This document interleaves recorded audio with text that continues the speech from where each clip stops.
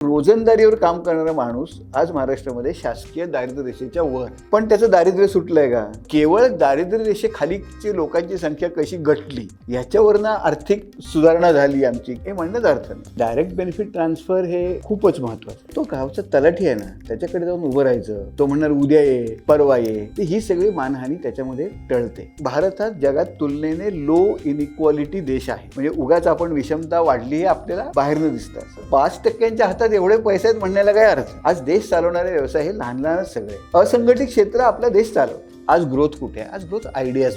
आणि आयडियाज कधी येतात? खुल्या चर्चेचं वातावरण, जेव्हा संस्था स्वायत्त असतात.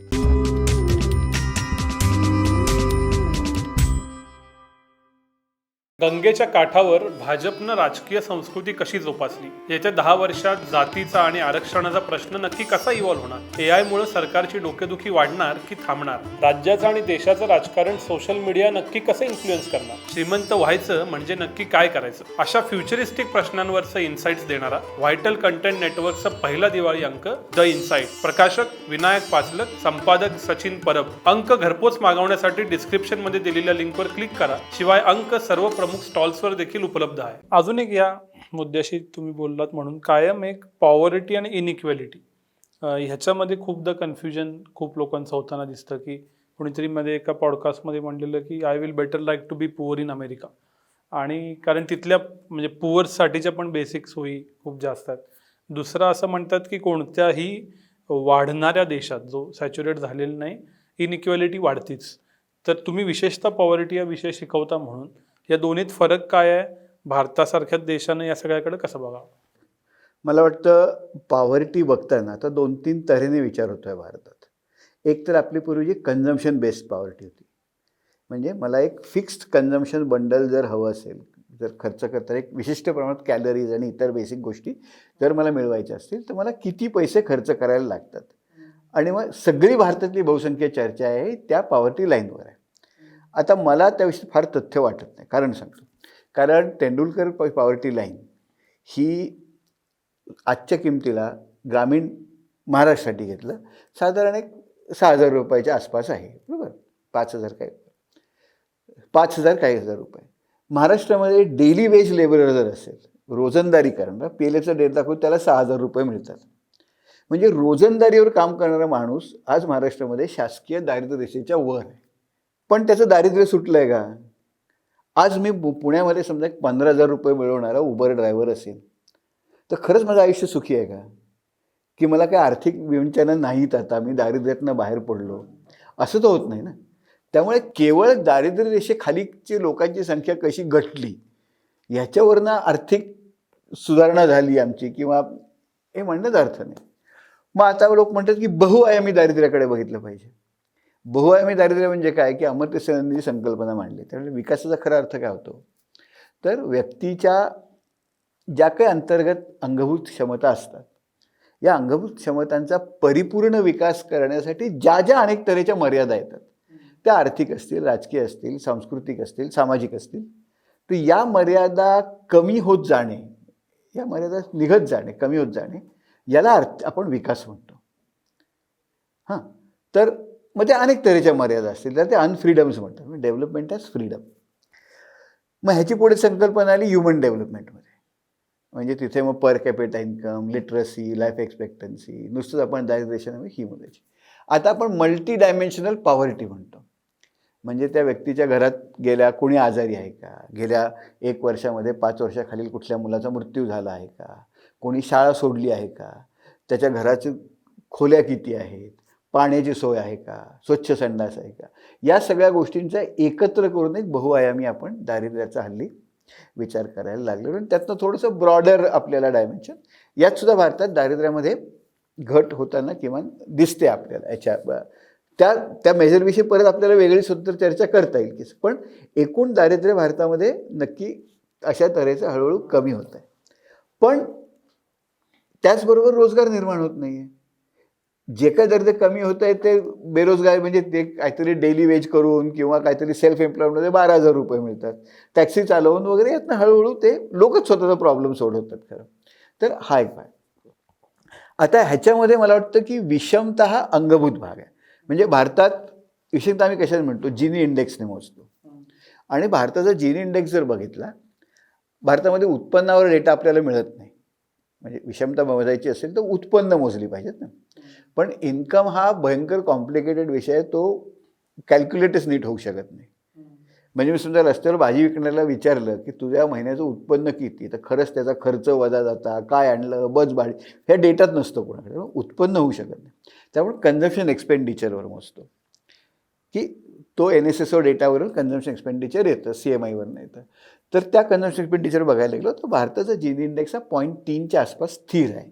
म्हणजे काय, भारत हा जगात तुलनेने लो इनइक्वालिटी देश आहे. म्हणजे उगाच आपण विषमता वाढली हे आपल्याला बाहेरनं दिसतं. पण ह्याला प्रॉव्हिजो असा आहे, त्यामुळे आपण काही सक्सेस स्टोरीज बघतो, आपल्याला असं दिसतं की 1% लोकांच्या हातात इतके टक्के उत्पन्न आहे. अरे पण आज कॉलेजमध्ये शिकवणारा प्राध्यापक आहे ना, हा उत्पन्नाच्या उत्तरणीत वरच्या 5% आहे. जर सरासरी 20,000 रुपये उत्पन्न असेल आणि ह्याचं उत्पन्न 1.5 लाख असेल तर हा वरच्या 5% गेलाच ना. त्यामुळे 5%च्या हातात एवढे पैसे आहेत म्हणण्याला काही अर्थ नाही. बरोबर. इश्यू असा आहे की म्हणजे विषमता ही स्थिर आहे आपल्या देशात. फक्त त्यामध्ये मर्यादा अशी आहे की विषमता काढली जाते कन्झम्पशन एक्सपेंडिचर, इन्कमवर नाही. इन्कम डेटा आपल्याकडे उपलब्ध नाही आहे. वेल्थ डेटा जो काही इन्कम टॅक्सवर तो अपरिपूर्ण डेटा असतो. कन्झम्पशन एक्सपेंडिचरमध्ये बऱ्याच वेळा असं होतं की टॉप लेवलचं कन्झम्पशन असतं, ते पुरेसं रिफ्लेक्ट होत नाही. आणि बॉटम लेव्हलचं पण अगदी गरिबांचं पुरेसं होत नाही. त्यामुळे हा 0.3 हा नंबर आहे, अंडर एस्टिमेट आहे विषमतेचा. पण जो प्रकारे आहे तो स्थिर आहे. वर्ल्ड बँकचं एक POWCALNET म्हणून वेबसाईट आहे. गुगलवर जायचं, POWCALNET म्हणून .POWCALNET.in काहीतरी असं आहे, POWCALNET. ते टाईप करायचं. तिथे जगातल्या कुठल्याही देशामध्ये इनइक्वालिटी गेल्या 30-40 वर्षामध्ये काय झालेली आहे, पॉवर्टी काय झालेली आहे, तिथे तुम्हाला दिसतं. आणि तिथे क्लिअरली आपल्याला भारतात 0.3च्या आसपास तो राहिलेला आहे असं दिसतं. वाढत्या देशांमध्ये इनइक्वालिटी वाढणं, आता त्याला अनेक सिद्धांत आहेत. म्हणजे उदाहरणार्थ कुझनेट्स होते, ते म्हणत होते की आर्थिक विकासाच्या सुरुवातीच्या टप्प्यात इनइक्वालिटी कमी असते, मग वाढते, मग पुन्हा वाढते. पण त्यालाही चॅलेंज झालं आहे. हेही खरं आहे की इनइक्वालिटी खूप वाढली तर त्याचा ग्रोथवर दुष्परिणाम होतो. इनइक्वालिटी एका मर्यादेपर्यंत वाढू शकते, पण खूप जास्त जर वाढली तर मग ती ग्रोथला मारक असते. कारण कन्झम्पशन एक्सपेंडिचर्स खालनं वर येत नाहीत, खूप लोक गरीब असतात, थोडेच लोक श्रीमंत असतात. याचा विकासावर जो काही विपरीत परिणाम होतो तो होतो. भारतात मात्र खूप विषमता वाढते आहे असं मला तरी वाटत नाही. दारिद्र्य रेषा बेसिक ॲम्युनिटीजबाबत आपली प्रगती होती आहे, पण ज्या तऱ्हेने स्ट्रक्चरल बदल व्हायला पाहिजे आणि ज्या वेगाने व्हायला पाहिजे, आपली लोकसंख्या धरता आपल्याला ते पुरेसे नाही. आणि त्यासाठी आपल्याला बऱ्याच गोष्टी करणं आवश्यक आहे, ते आपण करत नाही आहोत. ही माझी साधं सबमिशन आहे. सगळीकडं जगभरात आणि विशेषतः भारतात एका गोष्टीची चर्चा होती, ती म्हणजे मध्यम वर्गाची. मध्यम वर्ग देशाचा हळूहळू कणा बनत जातो आणि जितका मोठा मध्यम वर्ग तितका तुमचा देश समृद्ध वगैरे. 200 वर्ष झाली भारतात मध्यम वर्ग हा ऑफिशियली डिफाईन होऊन असं म्हणतात, 205, 206 जी काय असतील. गेल्या 200 वर्षात भारतातला मध्यम वर्ग कसा डेव्हलप झालाय, आत्ता तो कुठं आहे, आणि खरंच असं असतं का की मध्यम वर्ग देश चालवतो? मध्यम वर्गाची व्याख्या कशी करता याच्यावर अवलंबून आहे. हां, म्हणजे क्लासिकल समाजशास्त्रीय व्याख्या मध्यम वर्गाची हा शिकलेला, स्थिर नोकरी असलेला, उत्पन्नाच्या वर एक सरप्लस असलेला, अशा तऱ्हेची आहे. ज्याची एक वर्ग म्हणून जो मग वैचारिक असतो, जो काहीतरी समाजाला पुढे नेतो, ज्याला अभ्यास करण्याइतकं लिजर असतं वगैरे वगैरे. हे कितपत भारतात झालं आहे याची आपल्याकडे स्थिर आकडेवारी नाही. आकडेवारी कशाची आहे, तर लोकांच्या खर्चाची आहे. मग आम्ही मध्ये प्रयोग केला. माझी एक विद्यार्थिनी आहे संध्या कृष्णन म्हणून, की अभिजित बॅनर्जींचा एक पेपर होता साधारण 2008-09मध्ये. त्यांनी कन्झम्पशन एक्सपेंडिचरची व्याख्या केली की इतक्यापेक्षा कमी असतील, ते मला वाटतं $4 पर्चेसिंग पॉवर पर पॅरिटी, $2 काहीतरी, $2पेक्षा कमी असतील तर गरीब, $2 ते $4 असतील तर कनिष्ठ मध्यम वर्ग, अशी त्यांनी पर्चेसिंग पॉवर पॅरिटी जगभरचा अभ्यास केला. कन्झम्पन बेस्ड होता. आम्ही म्हटलं अरे ही तर आकडेवारी आपल्याकडे नॅशनल सॅम्पल सर्व्हे ऑर्गनायझेशनचा दर 5 वर्षांनी तेव्हा कन्झम्पशन एक्सपेंडिचरचा सर्व्हे व्हायचा. तर ही तर आकडेवारी आपल्याला सहज उपलब्ध आहे, मग आपण हे तपासून का बघू नये. आणि मग त्यामुळे ती आकडेवारी भारतात काय झालं हे कन्झम्पशन एक्सपेंडिचरच्या बेसिसवर, म्हणजे अभिजित बॅनर्जींनी ज्या व्याख्या केल्या होत्या की जगभरात चिलीमध्ये मध्यमवर्ग किती आहे वगैरे तशाच आहेत की आम्ही वापरून बघितली. आम्हाला एक इंटरेस्टिंग गोष्ट लक्षात आली की 1990 ते 2004-05 पर्यंत भारतातल्या मध्यम वर्गाचं प्रमाण स्थिर होतं. अभिजित बॅनर्जी आकडे 27-28% होतं. 2004-05 ते 11-12 या काळात जो वेगाने आर्थिक विकास झाला, आपली आर्थिक वाढ 8-10% वगैरे अशी मधल्या काळामध्ये होत होती, तर या काळामध्ये मध्यम वर्गाचं प्रमाण दुप्पट झालं. म्हणजे 27% ते 50%वर आलं. दुप्पट झालं. आणि शहरात तर 75% झालं. हे कशामुळे झालं तर दारिद्र्य रेषेच्या खाली, नुकतेच दारिद्र्याच्या खाली असलेले बरेचसे लोक वर आले आणि ते अनेक छोटे मोठे व्यवसाय करत होते. म्हणजे कोणी केटरिंगचा व्यवसाय करत होतं, कोणाचा भाजीपाल्याचा जरा मोठा धंदा होता. अशा तऱ्हेच्या अनेक इंटरेस्ट त्यांना आपण परंपरागत मध्यम वर्ग म्हणत नाही. म्हणजे ते उच्चवर्णीय नव्हते, उच्च शिक्षित नव्हते, सरकारी नोकऱ्यांमध्ये नव्हते. पण आमचं म्हणणं होतं की हा आत्तापर्यंत मध्यम वर्गाचा इतिहास होता, आता मध्यम वर्गाचा एकूण परिप्रेक्ष्यच आर्थिक वाढीचा बदलतो आहे.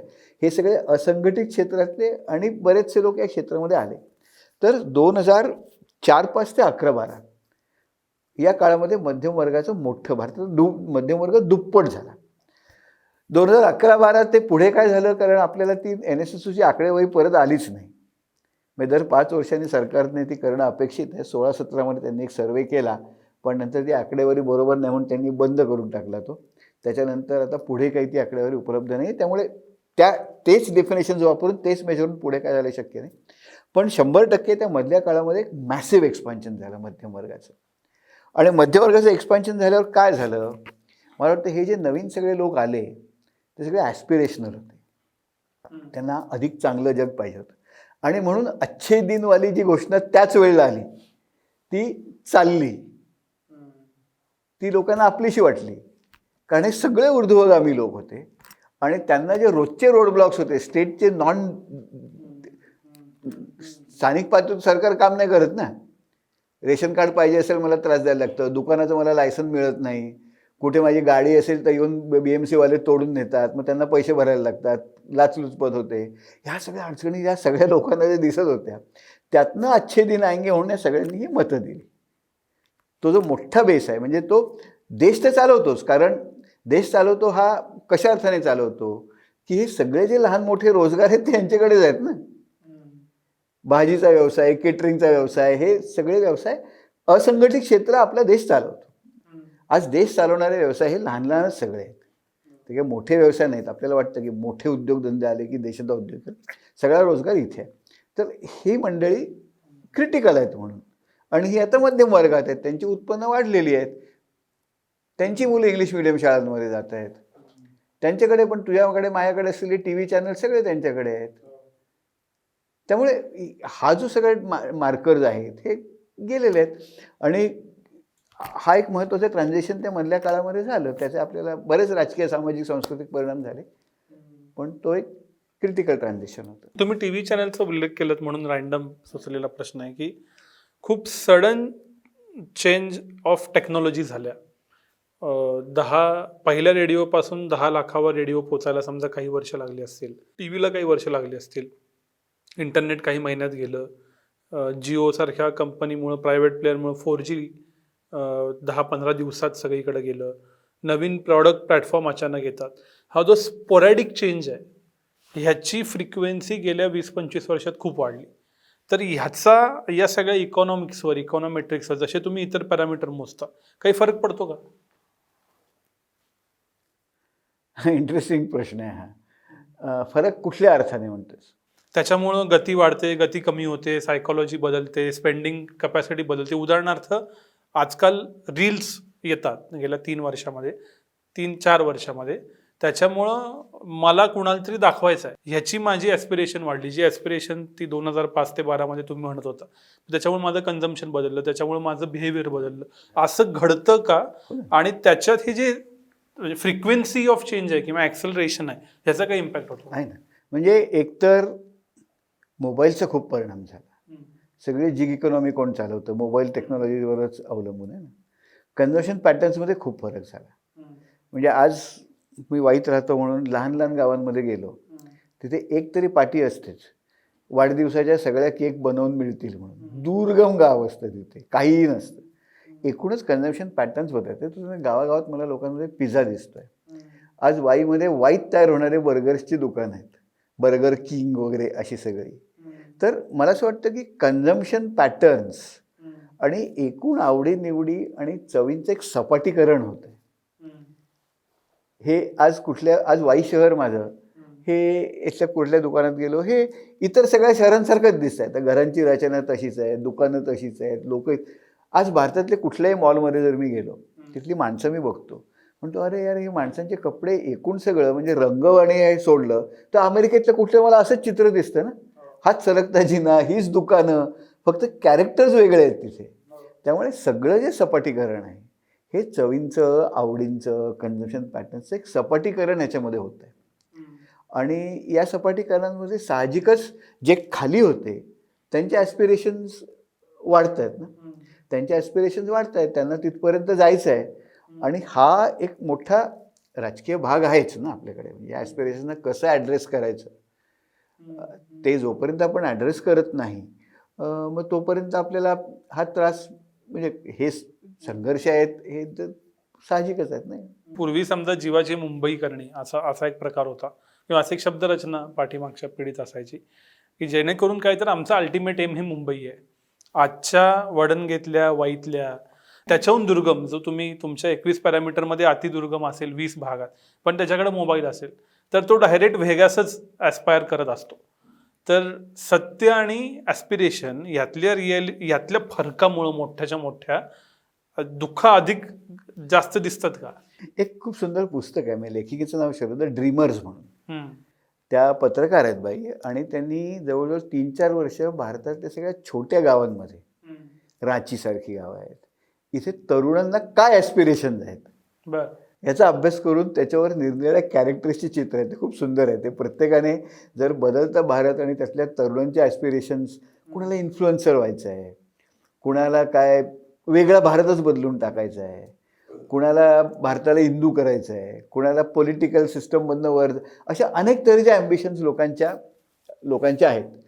आता ॲम्बिशन्स खूप मोठे आहेत, अगदी खरंच की ॲस्पिरेशन या मोबाईलमुळे आलेल्या जगाचं चित्र आणि त्यांचं जे वास्तव आणि त्या वास्तवातनं होऊ शकणाऱ्या पुढे गोष्टी, याच्यामध्ये मोठी गॅप आहे. आणि ही गॅप आत्तापर्यंत कधी नव्हती.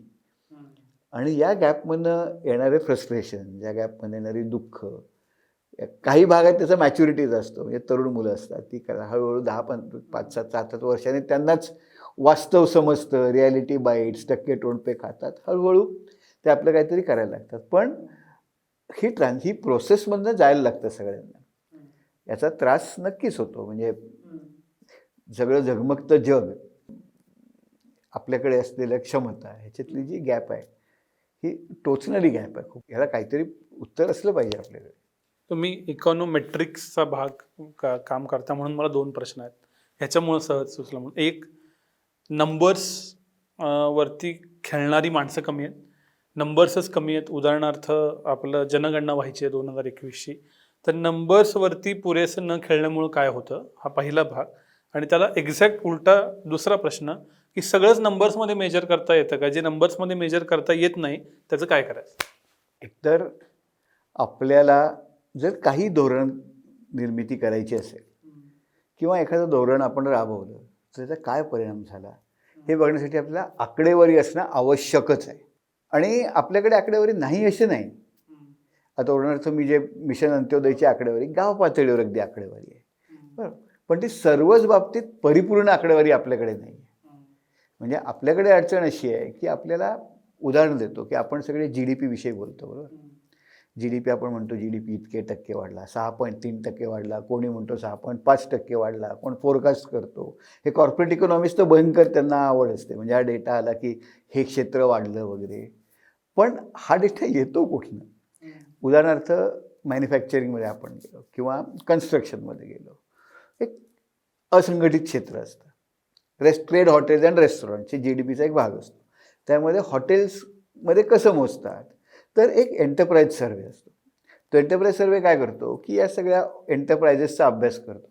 प्रत्येक एंटरप्राईजमध्ये कामगारामागे सरासरी किती उत्पन्न निघतं हे बघतो आणि मग त्यांना कामगारांच्या संख्येचा एस्टिमेट असतो त्याने गुणतो आणि मग त्याने आपल्याला ट्रेड हॉटेल रेस्टॉरंटमध्ये हा जो सर्वे झाला 2019 साली तेव्हा इतकं होतं, 2014 साली झाला इतकं होतं, 2014 ते 19 मधला ग्रोथ रेट इतका होता, 20-22 करताना आपण तो ग्रोथ रेट लावतो.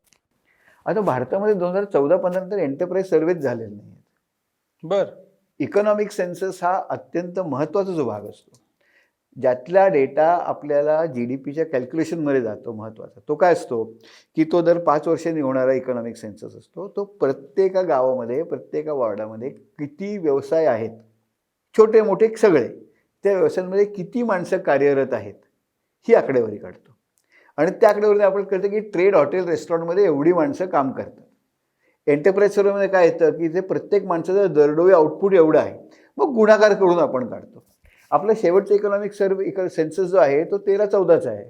आता करोनानंतर तर या सगळ्या क्षेत्रामध्ये इतकी पडझड झालेली आहे की याच्यावर जी आकडेवारी आपली 10 वर्ष जुने सेन्ससेस आहेत त्याच्यावरनं आपण जे GDPचे अंदाज बांधतो आहे आणि त्याच्यावरून आपण जे वाद घालतो 6.1%, 6.5% वगैरे, या वादांना कसं होतं की आपण ही आकडेवारी येते कुठनं याचा जरा विचक्षणपणे अभ्यास करत गेलं पाहिजे. आकडेवारी जेव्हा आपल्याकडे येते तेव्हा येते कुठनं, कुठल्या सोर्सेसमधनं येते आणि हे जोपर्यंत आपण करत नाही तोपर्यंत मग आपले निष्कर्ष जे काढतो ना आपण ते निष्कर्ष पुरेसे आपल्याला त्याच्यावर किती विश्वास ठेवायचा आहे.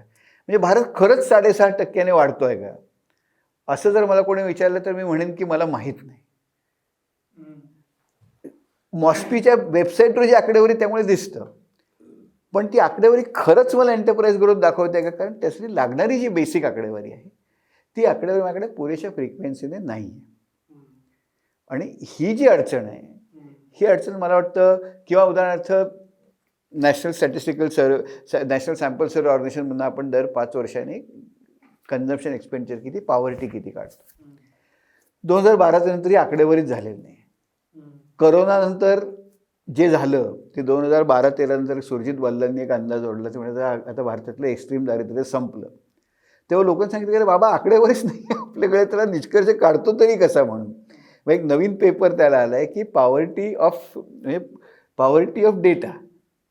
आपल्याकडे पॉवर्टीवर डेटा नाही आहे, आपल्याकडे डेटावर पॉवर्टी आहे आणि तो डेटा जोपर्यंत भारतात दारिद्र्याचं नक्की काय झालं, करोनानंतर काय झालं, वाढलं कमी झालं, ही आपल्याकडे आकडेवारी नाही आहे. त्यामुळे मला वाटतं आपल्याकडे पुरेशी आकडेवारी एकतर नाही आहे आणि ते धोकादायक तर आहेच, पण पुरेशी आकडेवारी नसताना जी आकडेवारी आहे ती जर विश्वासार्ह नसेल तर त्याच्यावर आपण कितपत विश्वास ठेवून निष्कर्ष बांधायचे हा दुसरा मुद्दा एक असतो.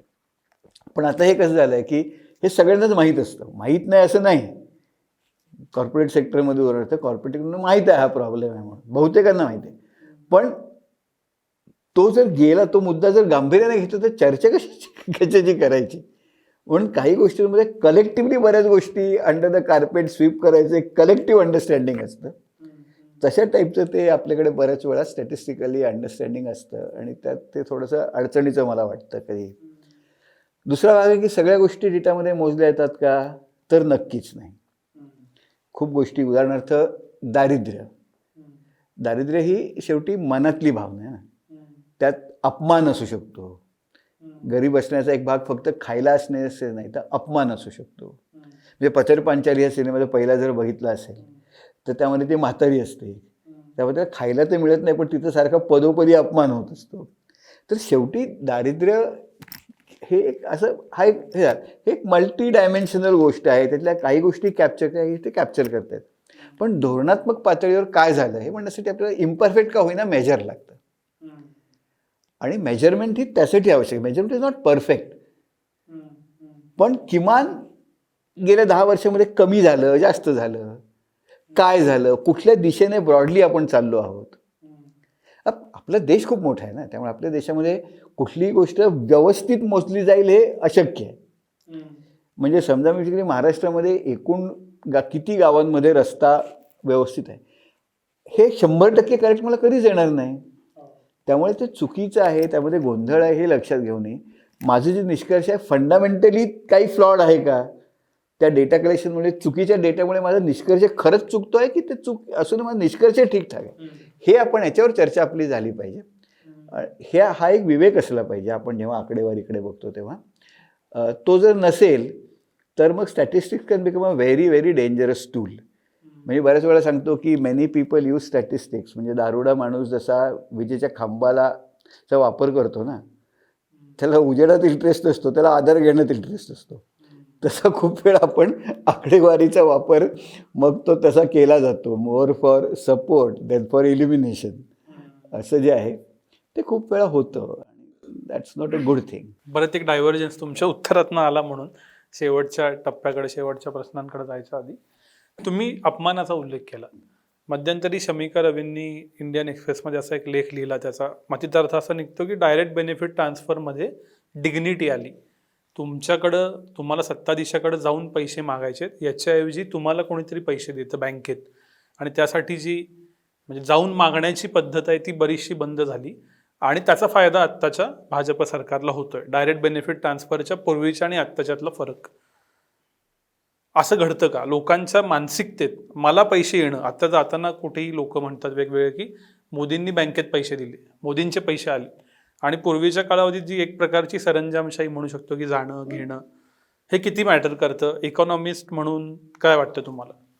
नाही, डायरेक्ट बेनिफिट ट्रान्सफर हे खूपच महत्त्वाचं आहे. आणि डायरेक्ट बेनिफिट ट्रान्सफरने नुसताच, म्हणजे खरं आहे ते की जेव्हा आपण, कसं असतं आपलं सरकार पॅट्रिआर्कलच आहे, म्हणजे मायबाप सरकारच आहे, हे सगळीकडे दिसतं. सरकारने पैसे दिले, पण ते जेव्हा अधिक मोदींनी दिले ह्याच्यात मला काय प्रॉब्लेम नसतो.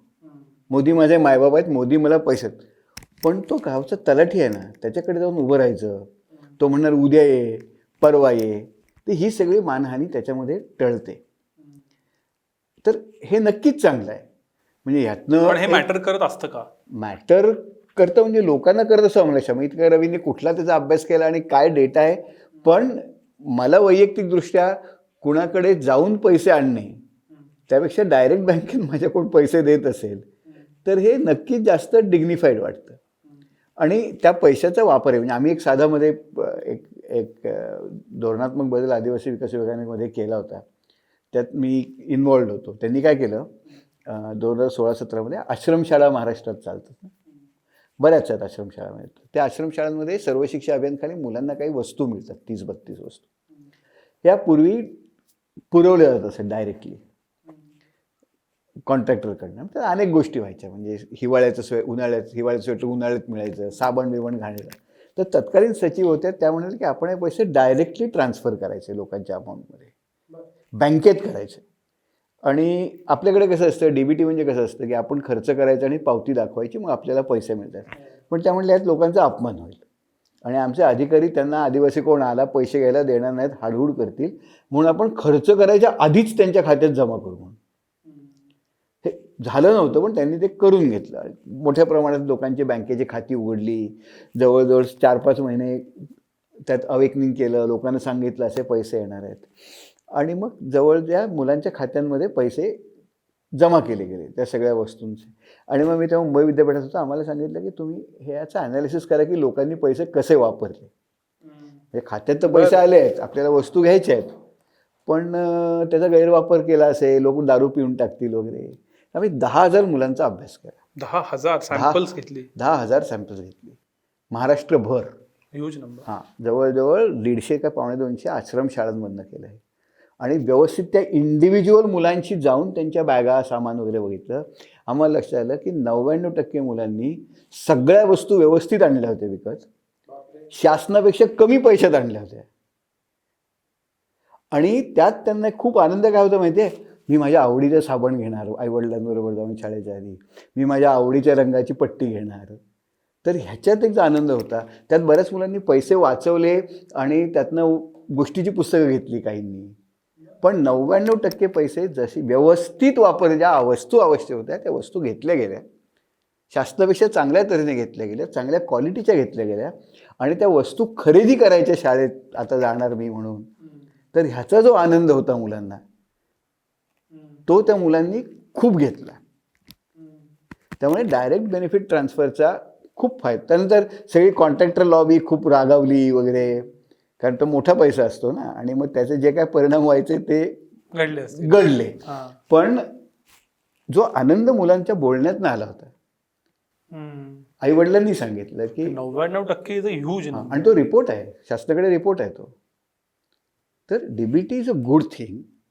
आणि मला वाटतं नुसताच म्हणजे आत्मसन्मान नाही, तर ते पैसे मिळतात, त्याचा लोक नीट वापर करतात, कुणाकडे जायला लागत नाही, त्यात लिकेजेस नसतात, कोण 10-20 रुपयामध्ये खात नाही, पूर्ण पैसे मिळतात, हा सगळा भाग त्याच्यामध्ये. शेवटच्या प्रश्नाकडे यायच्या आधीचा पेनल्टीमेट प्रश्न.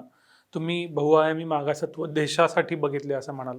5 राज्यांच्या निवडणुकांनंतर उत्तर भारत विरुद्ध दक्षिण भारत अशी एक नरेटिव्हची चर्चा, आणि ती कायमच असते की दक्षिण भारत कसा प्रगत आहे, उत्तर भारत कसा वाईट आहे, मग बिमारू स्टेट्स कॉन्सेप्ट वगैरे वगैरे.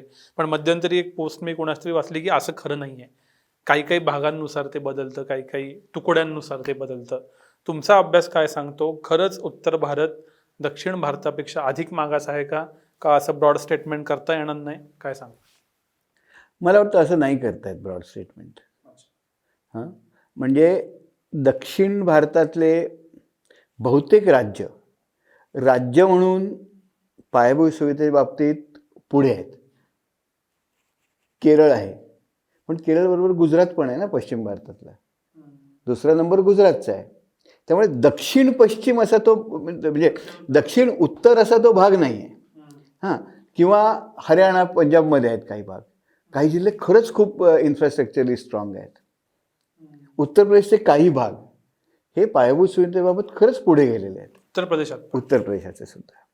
त्यामुळे हा जो सगळा ओव्हरऑल भाग आहे, एकूण मला वाटतं आता आपल्याकडे आपण राज्य म्हणून विचार करणं सोडलं पाहिजे. त्यात गोंधळ काय होतो, उदाहरणार्थ आरोग्याचा डेटा बघतो, NFHSचा डेटा बघतो आपण, तर नॅशनल फॅमिली हेल्थ सर्व्हेचा जो डेटा आहे त्यामध्ये असं स्पष्ट दिसतं की आजारपणं जी आहेत, आजारपणाचे रिजिम्स आहेत, परंतु महिलांमध्ये डायबेटीसचा रिजिम आहे, हा राज्यांपुरता नाही आहे, तर काही सलग भूभागांमध्ये तो असतो. हां, उदाहरणार्थ कर्नाटकचा जो तामिळनाडूचा जोडलेला भाग आहे, तिथे महिलांमध्ये ओव्हरवेट आणि डायबेटीसचा भाग खूप आहे. पण उत्तर कर्नाटकचा महाराष्ट्राशी जो जोडलेला भाग आहे, त्या भागामध्ये महिलांची परिस्थिती एवढी वाईट आहे की महिला सगळ्या कृश आहेत आणि अंडरवेट आहेत, तिथे BMI कमी आहे. तर मी कर्नाटक ओव्हरऑल म्हणून विचार करतो ना, तेव्हा या गोष्टी मिक्स होतात. वेरॅज पश्चिम महाराष्ट्र म्हणजे उत्तर कर्नाटक आणि महाराष्ट्राचा जो दक्षिण भाग आहे, म्हणजे उत्तर कर्नाटकाच्या बाउंड्रीवरचा जो आहे, ही एक सलग इकोसिस्टम आहे ना. कमी पावसाची एक विशिष्ट क्रॉप पॅटर्न असलेली. उदाहरणार्थ दक्षिण कर्नाटक आहे आणि कर्नाटकचा मग तामिळनाडू जोडलेला भाग आहे, वेगळी पीक पॅटर्न आहे, वेगळा इकोसिस्टम आहे, पाऊस वेगळा आहे, लोकांच्या खाण्यापाण्याच्या पद्धती वेगळ्या आहेत. त्यामुळे एकत्र कर्नाटक जर घेतला तर मी बिदरमधली अत्यंत कृश महिला आणि बंगलोरमधली लाईफस्टाईल आजार असलेली महिलांचा ॲव्हरेज करतो ना, त्यातनं मला काहीच दिसत नाही. त्यामुळे वी हॅव टू डू दिस एक जॉग्राफिकल पट्टे म्हणून आम्ही आता स्पॅशली हल्ली खूप मॅपिंग करतो. म्हणजे जो ग्रॅन्युलर डेटा मिळेल जिल्हा पातळीवर, तालुका पातळीवर, तो सगळ्या भारताच्या नकाशावर एकत्र मॅप केला की आपल्याला हे सगळे पट्टे दिसतात. अच्छा. त्यामुळे उदाहरणार्थ महाराष्ट्रामध्ये अविकासाचा जो पट्टा आहे तो विदर्भातनं सुरू होतो, या भागातनं तो छत्तीसगडमध्ये जातो, सुकमा वगैरे गडचिरोली, आणि या भागातनं तो मध्य प्रदेशात जातो. महाराष्ट्र, मध्य प्रदेश, अमरावती असा एक पट्टा आहे मोठा. हा पट्टा मागासलेला आहे. जेव्हा आपण स्टेट्सचे ॲव्हरेज करतो तेव्हा हा गोंधळ होतो. काय आहे की राज्य हे प्रशासकीय बाउंड्री आहे, मागासलेपणा, आरोग्य, अनारोग्य हे सामाजिक आर्थिक प्रक्रिया आहेत, आणि सामाजिक आर्थिक प्रक्रियांना प्रशासकीय बाउंड्रीजची मर्यादा काय नसते ना. त्यामुळे ते प्रशासकीय बाउंड्रीज ते आपण त्यांना लावून उपयोग नाही. पण आपण स्टेट्सच्या कंपॅरिझन वगैरे करतो तशा करू नयेत असं मला वाटतं. हे स्पेशलचा पेपर वगैरे काही काढणार आहे तुम्ही, किंवा अशी डेटा व्हिज्युअलायझेशन पब्लिकला मला बघायला आवडेल. तो स्पेशलचा पेपर आमचा EPW मध्ये येतोय, इकॉनॉमिक पॉलिटिकल वीकलीमध्ये लवकरच येणार आहे. पण हे सगळ्याच व्हिज्युअलायझेशन असं करता येतं. हा, म्हणजे जे आता म्हणजे तुम्ही त्या स्पेशल पट्टे म्हणलात म्हणून गाय पट्टा वगैरे असं जे म्हणलं जातं, तर त्याच्या कॅरेक्टरिस्टिक्स आणि ह्याच्या मॅच होतात काय बघण्यात क्युरियोसिटी आहे, म्हणून मी आपला. पण ते वेगळ्या गोष्टी होतं आरोग्याच्या बाबतीत वगैरे काही प्रमाणात होतं. आणि हे जर मॅप्स मी तुम्हाला पाठवू शकतो, तुम्ही होऊ शकता ते, पण मला वाटतं स्पेशल रिजिम्समध्ये बघत जावं, ग्रॅन्युलर पातळीवर. शेवटचा प्रश्न, जसं आपण महाराष्ट्राबद्दल बोललो, महाराष्ट्र 75रीत जाईल, त्यांना काय करायला पाहिजे, तसं देश 100रीत जाईल, अमृत काळाची चर्चा चालू आहे. देशानं आता काय केलं पाहिजे इमिजिएटली, पॉलिटिकल इकॉनॉमी आणि इकॉनॉमी या अँगल? कसं झालं माहिती का, एक महत्त्वाचा भाग आहे म्हणजे आपल्याला जर ग्रोथ पाहिजे असेल हां, आणि त्याच ग्रोथबरोबर ती इन्क्लुझिव्ह पाहिजे असेल, सर्वांना घेऊन जाणारी पाहिजे असेल, चांगल्या तऱ्हेचं शिक्षण, शेवटी आपण सर्व्हिसेसविषयी बोलतो, ज्ञानाविषयी, शेवटी आज ग्रोथ कुठे आहे? आज ग्रोथ आयडियाजमध्ये आहे ना. आणि आयडियाज कधी येतात? आयडियाज जेव्हा कधी येतो खुल्या चर्चेचं वातावरण असतं, जेव्हा संस्था स्वायत्त असतात, विद्यापीठं, कोर्ट, या सगळ्या संस्था जेव्हा स्वायत्त असतात, जेव्हा चर्चा होऊ शकते, जेव्हा मतभेद होऊ शकतात, त्या मतभेदातनं जिथे जिथे इव्होल्युशन झालेलं आहे, जिथे नवीन आयडिया झाल्या, जिथे ग्रोथ झालेली आहे, तिथे अशा तऱ्हेचं खुलं वातावरण आहे. आणि मला वाटतं हे खुलं वातावरण देशात राहणे, टिकणे, हा शेवटी आपल्या देशाला एक राहण्याचा, लोकशाही राहण्याचा आणि डायनॅमिक इकॉनॉमी होण्यासाठी जी संस्थात्मक रचना लागते, त्या संस्थात्मक रचनेचा हा पाया आहे. तर तो आपण मेंटेन केला पाहिजे असं मला वाटतं. हे आव्हान आहेत आणि हेच पुरेसं आहे. हे पुरेसं आहे. सर, खूप खूप आभार. खूप डोळे उघडवणारी, इंटरेस्टिंग आणि वन ऑफ दी प्रदीर्घ आणि मेमोरेबल मुलाखत झाली. तुम्ही वेळ दिलात.